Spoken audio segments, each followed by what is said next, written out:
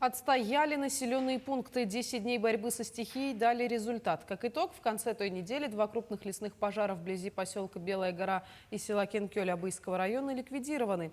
Как работали спасатели, расскажет Вероника Таюрская. Сигнал о пожарах поступил в конце рабочего дня, когда уже все сотрудники собирались домой. У спасателей был всего лишь час на сборы. Взяв с собой все необходимое, они вылетели в Абыйский район. Уже ночью, когда борт со спасателями приземлился, стало понятно, что ситуация сложная. В первый раз мы вылетели 15 человек. 10 было из спасателей регионального отряда, затем 5 из МЧС, спецчасти. Вот. Первые, которые прибыли мы туда. И отправились также сразу работать ночью. В час ночи было проведено совещание и отправились уже на место пожара. Ночью пытались разглядеть с БПЛА какую кромку всю.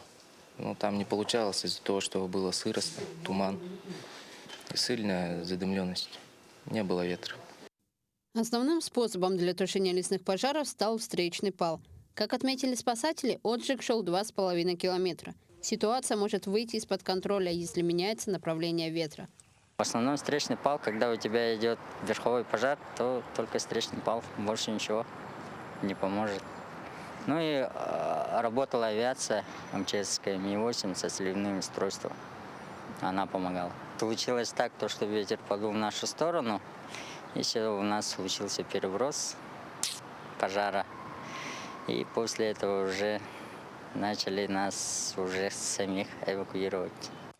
Возгорание в Абыйском районе спасатели называют одними из самых сложных. Ведь пожары были верховыми, что затрудняло тушение и представляло опасность не только населенным пунктам, но и жизням спасателей. На подмогу пришло местное население, которое помогало не только в тушении, но и в быту, готовя еду для лагеря. Нас как бы разделили, они вот на том берегу, мы, получается, на этом. И как бы навстречу идем. Как бы они к нам, мы к ним. Получается, вот так работали. Да, конечно, именно спасатель вот должен руководить же, получается. Везде, где идешь, вот именно, хоть это пожары, хоть это поисковая спасательная работа, там именно руководишь, вот именно, получается, местными жителями, да, работаешь. Они, конечно, да, прислушиваются.